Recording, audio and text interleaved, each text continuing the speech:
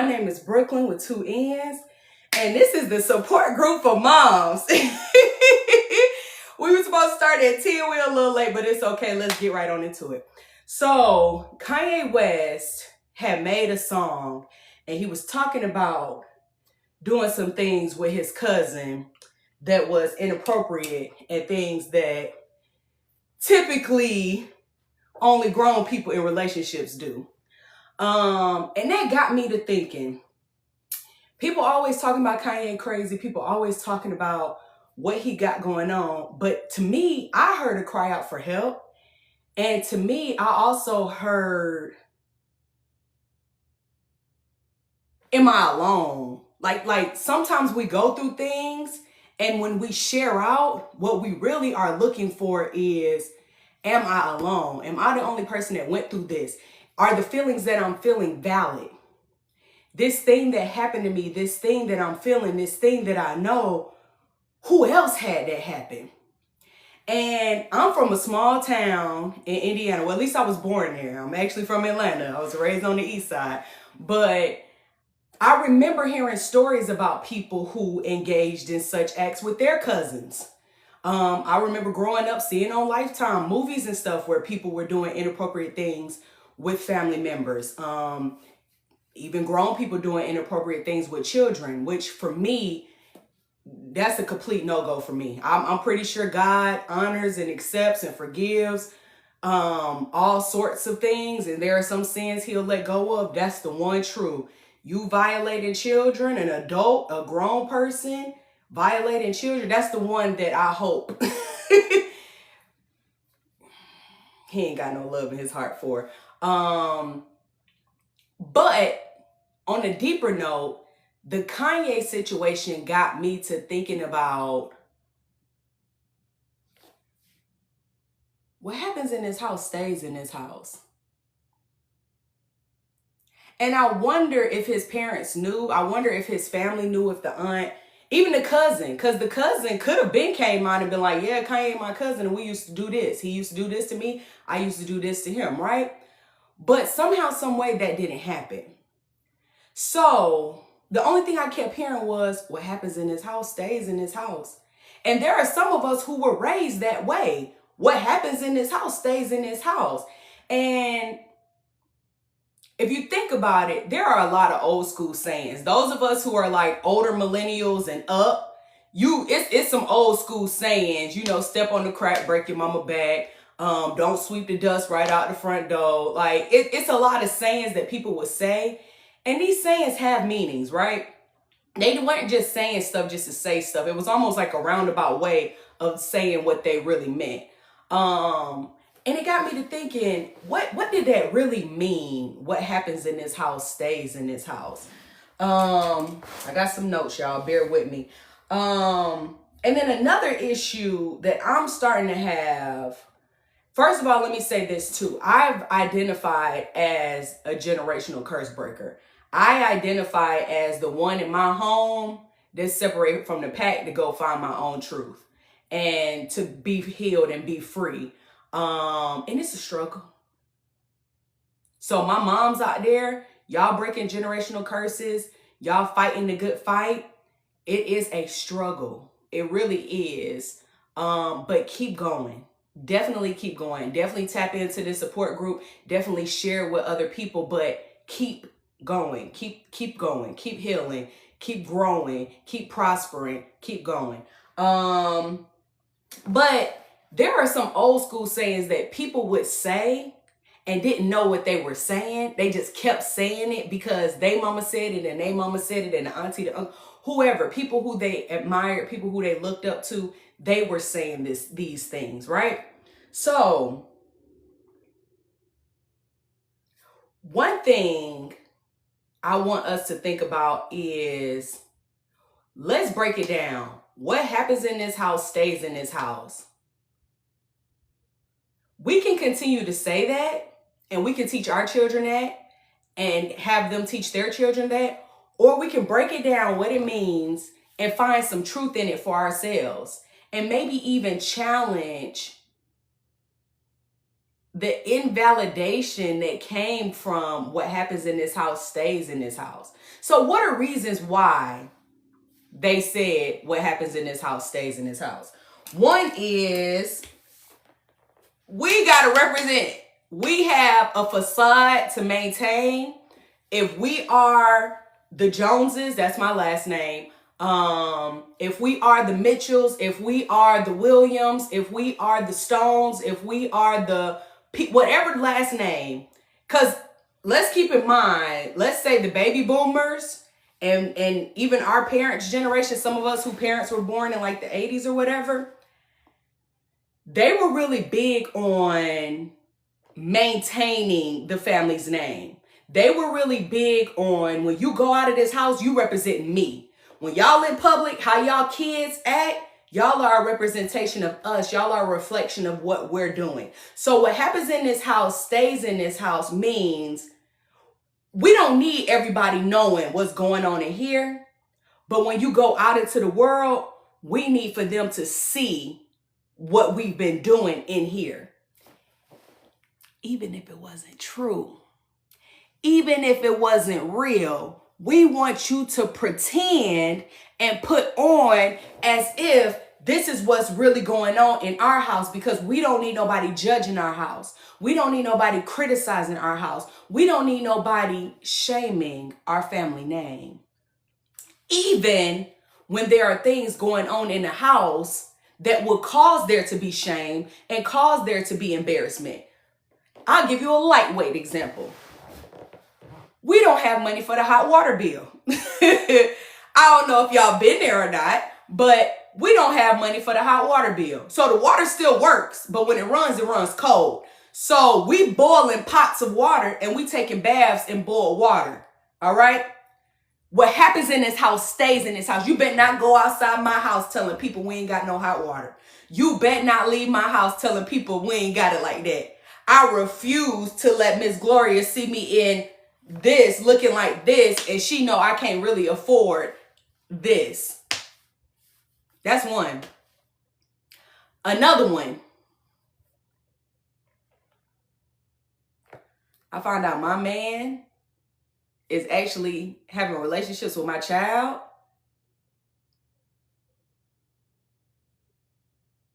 I don't know how to process that. I don't know what to do with that. I don't like these feelings, so I'm going to suppress it. And child, you got to suppress it. Because he can't go to jail. He paying the bills. He can't go to jail. He taking care of us. He can't go to jail. That's the only man that's ever loved me. So guess what, baby? What happens in this house stays in this house. And we have to keep things that's shameful secrets. We have to keep things that hurts, that we don't even want to touch, and we don't want to address, and we don't want to heal from and evolve from and grow from, because just thinking about it and looking at it is so hard. We're going to be quiet and we ain't even going to talk about it. It never happened. It never happened. And just imagine, deeper than in the house, what that does for an individual to have an experience, whether good or bad. It could be completely neutral. It could be every day I just walked in a door. Me walking in this one door, that's just, that could be neutral to some people. There's no feelings, emotional attachment to that. But to pretend like your experience wasn't an experience, to inauthenticate your feelings, your thoughts, that is so damaging. That is so damaging. For your children to have experiences in the home and us to shush them with what happens in this house stays in this house. So whatever is going on in here, maybe you could share it with the people in here. Maybe you couldn't. But when you go outside this house, you bet not share it with them.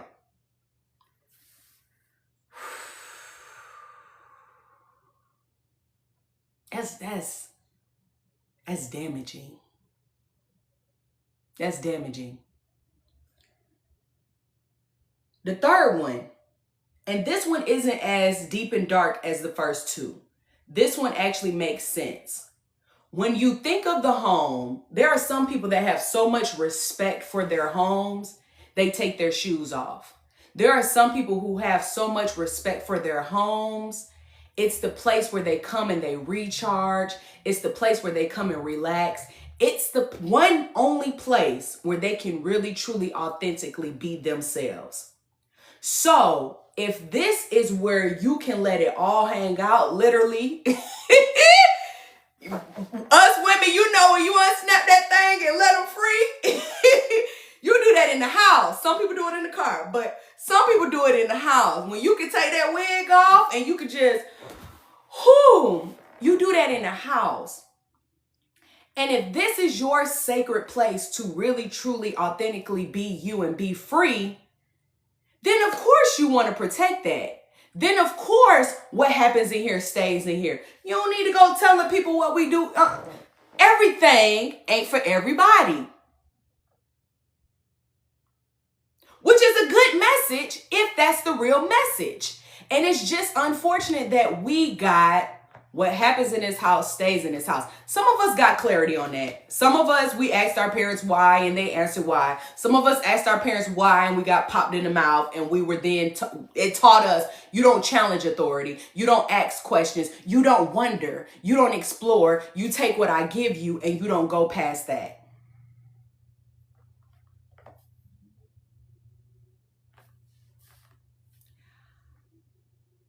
This is why we are here today. This is why we are talking today, because moms, we need each other like never before. We need community of mothers who get it, who understand it, who are ready to heal, who are ready to raise the next generation of children or grandchildren or nieces or nephews or surrogate children, whomever, but to raise them and to help them navigate through life without having to go through a lot of the things that we went through unnecessarily. Now, we can't shield our kids from everything. We can't just put them up and shield and guard them from the atrocities of life, right?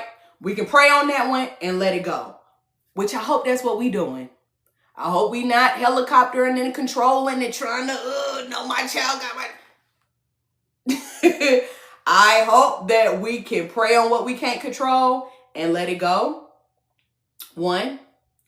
And then two, I really hope that everything that we do, we are doing with genuineness, we are doing with sincerity, but we are being so intentional about the things we say to our kids and the things that we do with our kids. So what happens in this house stays in this house. Are we teaching our children what that means? And here's another thing. Are we pre-exposing our children to our trauma? Are we telling them the things that we went through? And are we telling them too soon? Are we telling them too late? Are we shielding them? We don't want them to know all of the different things we went through. We just want to grow, evolve, and then turn around and give our children these lives, and they don't know what struggle is. They don't know what heartache is. They don't know what pain from a family member is. They don't know rejection from a family member really is. Because even what happens in this house stays in this house. The favorite child, you being favored and pampered, but the black sheep kids or the step kids or the people who you really didn't want in the house, they feel a kind of way. I don't want people to know that I play favorites. I don't want people to know I'm really in here whooping y'all for each and everything because I'm really angry and disgusted with my life, because we really don't have it, or because I just don't want what comes with people knowing about what we doing. I don't want nobody have any sort of say on what I got going on. Y'all, we have got to get out of that mentality. We have got to get out of, I can do bad all by myself. I don't need no help. I don't need no comments. COVID had us isolated like a mug. We came out of that isolation. It's time to reconnect. And maybe not reconnect with the same people we've been reconnected with. Maybe not be in such a hurry to get back to status quo. Maybe reconnect with people that's going to fuel us, that's going to motivate us, that's going to help us, that's going to champion us to be better. This group. I'm so serious, y'all, because like I said, I am a generational curse breaker. And I feel like black sheep sometimes. And there are times where I'm like, are there other mothers going through this? Did other mothers have this experience? For example, Christmas. Why do I have to spend money I don't have trying to make these kids happy? What am I really teaching my children? Why am I invalidating what I really got going? I don't have it. So why am I going to struggle to get it so they can be happy when that may not even be what they really want? And here's the kicker. The mothers before us, some mamas, because I ain't going to say all mamas, they weren't telling us that. They weren't telling us, no, like Christmas is the happiest time of the year for you, but it's not happy for me. I'm running around like a chicken with my head cut off trying to make everybody happy and give everybody everything. So in this one day, we can be, No, I want us to be like that multiple times a year. I want us to have a bond and a relationship to where I'm not having to work so much and leave y'all in the house by yourselves, or leave y'all to have to go here and go there and do this and do that because I'm trying to work to maintain a life. For my single mamas out there that's on the grind and you doing everything you got to do to provide for your kids because you by yourself, welcome to the support group for moms. Let's talk about it. Let's release. Let's let it go. Let's find new and better opportunities so you can work smarter, not harder. So your work can actually reward and refuel you and not burn you out and not make you so tired and frustrated and bitter. Let's talk about it. So I'm also a mental health clinician and a school counselor. So one of my favorite exercises that I do with kids is called House Tree Person. So I'll say and I've done it with kids, but you can do it with adults too. Draw the best representation you can of a house, a tree, and a person. Sure, you can draw more than that. Sure, you can limit yourself to just that. But in the drawings, we usually can look at the house and tell what your home life is like just based off the way you drew your house. We can tell your self-concepts, what you think about yourself, based off of how you drew yourself. And then tree, how you interact with the environment, how you engage with things outside of the house. Literally just based off of this drawing. And that is so impactful. That exercise itself is so impactful. And to me, it's better if you don't really know what we're looking for. You just draw. So that way you can just really, truly draw and let it all out. You're not self-conscious about how things look. All right. Or what we're going to pick up on. Because that's another thing. It's a lot of people dealing with a lot of stuff that they've suppressed so long. They ain't ready to talk about it. They ain't ready to let it go. They ain't ready to let it out. Maybe because they don't know what real, genuine healing looks like. Or maybe because healing is hard. And they just not trying to do hard right now. Which I get that. Been there, done that. Been there, done that. But as somebody who is steadily healing, and I'm liking this side of healing, and I'm growing into this side of healing, I encourage, I cheer, I champion anybody who is going on that healing journey, whether you just now starting, keep going. Keep going, keep going, keep going. Get around people that can add into you. Get around people who can pour into you. Get around people that can pull out whatever it is that's been keeping you bottled up, that's been keeping you pent up, that's been keeping you in the place where you are that you don't like being, if that's you. All right. So I like this exercise, and it's interesting because it came up as I was thinking about what happens in the house stays in the house, right? And another thing I'm thinking about is, what did life in the house teach you, and how did it prepare you for life outside of the house? Because there's some of us, we didn't even talk in our households. We didn't even watch TV together in our households. We didn't even really connect. We just bypassed each other. So how do you grow up bypassing people, not having genuine, true connections, and then show up in a world where you're expected to connect? Show up in a relationship where you're expected to be emotionally available. You never had that. So how then can you produce that, right? Or have values that say, no, we go to church and our church teaches us that this is a sin, that's a sin, that's a sin. So we can't talk to people who do these sins. We can't love people who do these sins. We can't trust people who do these sins. So when you go out in the world, you're very judgmental and critical of these people, right? Or there's love in the home. There's peace in the home. There's happiness in the home. And you go out and you're thinking, oh,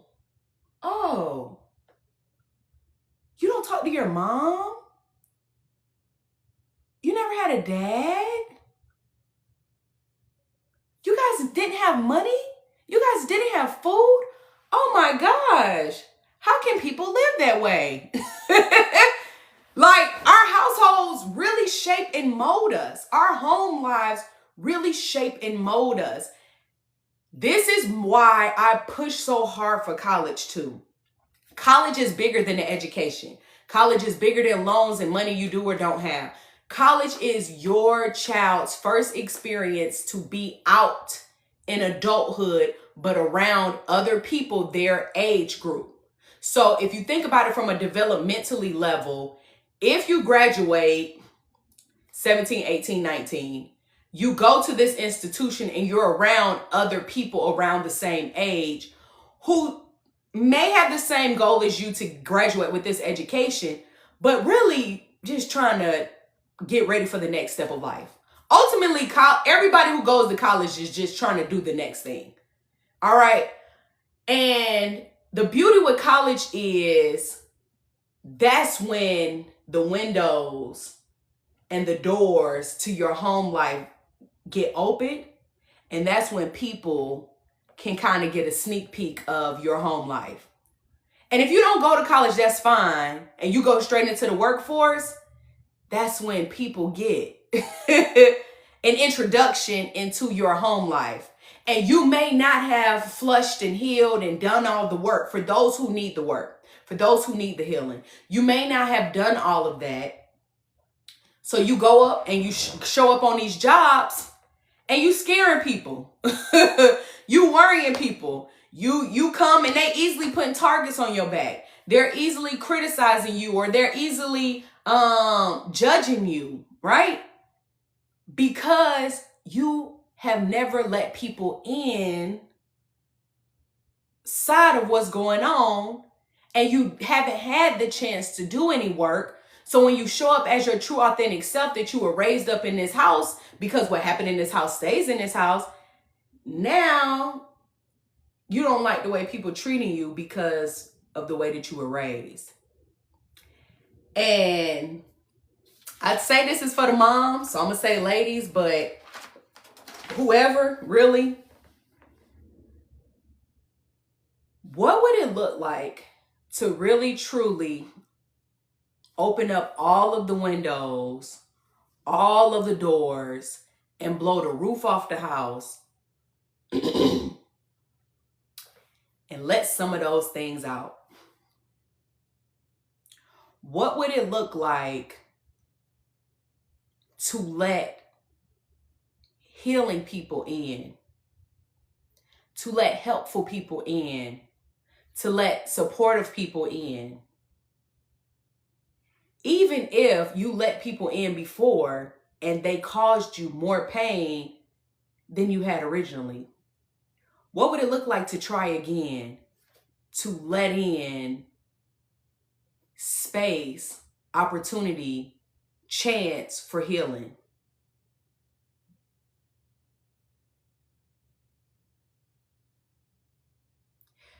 Because what happens in the house shouldn't have to stay in the house. At some point, we're going to have to let go. At some point, we're going to have to heal. We're going to have to be free. We're going to have to do something about grandma drinking problem, mama drinking problem, daddy drinking problem, verbal abuse, verbal abuse, verbal abuse, physical abuse, physical abuse, physical abuse, suppression, suppression, suppression. Always constantly considering other people and nobody's considering you. Or always considering yourself and never considering other people. As I have conversations with my friends, my clients, some of my students, we talk about the side effects and the symptoms. But when we really get down to the root cause, it always goes back to childhood, home life. It always goes back to the beginning. It always goes back to the root, which is what happened in the house. And it's time to be free, be healed, and be made whole from what happened in the house. So I'm going to pray. God, thank you for this opportunity for us to come together and for us to talk about what happens in the house, staying in the house. And thank you for whoever will see and receive this message and will be healed and will be made whole and will get on that journey towards healing and wholeness. Thank you for your love. Thank you for your support. Thank you for community amongst the mothers, because we need it. And I pray that more mothers will come and find a place to rest and find a place to receive peace and find a place to find community and support and love. Thank you, God. We love you. Amen. Resources, because I am big on resources. I'm not going to give you a whole spiel and not give you something real that you can actually use to apply and help you get through. As a counselor, I'm going to recommend counseling. So some of you guys who work jobs, there's something called an EAP, the Employee Assistance Program. Your job will pay for you to have counseling. You can use that to find a therapist in your local area. Now, the thing with therapists and counseling is you just have to find your match. It's almost like dating. It's almost like friendships. Like some people gel, some people like this, some people is like, it can come and go. But keep trying until you find your match. Keep trying until you find your person. And if you feel like I may be your person, reach out, send me a message. And I can get you signed up with services so we can begin that healing journey. And then another tool I gave you here, House Tree Person. Have a conversation with your therapist or your counselor about House Tree Person. Ask them, are they familiar with the activity, the exercise, and see if you can do it. So that way you can see how you really truly perceive the world, perceive yourself, and how you perceive your household and what it's done for you. So moms, I know I talk a lot about childhood and past things, but also on the present tip, have some conversations with your children or people who you live with to understand what may be going on for them as they experience you, as they engage with you. Because it's one thing to have these facades in our mind and to think like, oh, everything is like this. Other people around us may not have that same experience, which is fair. Listen, we're different for a reason. We have different fingerprints for a reason. We're supposed to be different. We're supposed to receive information differently, receive people differently, take vibes and energy differently. So just make sure you are self-aware. Just make sure you know yourself and how you show up in the house and outside. All right. Well, y'all take care of yourselves. I really enjoyed y'all, this first support group. Thank you to everybody who came out.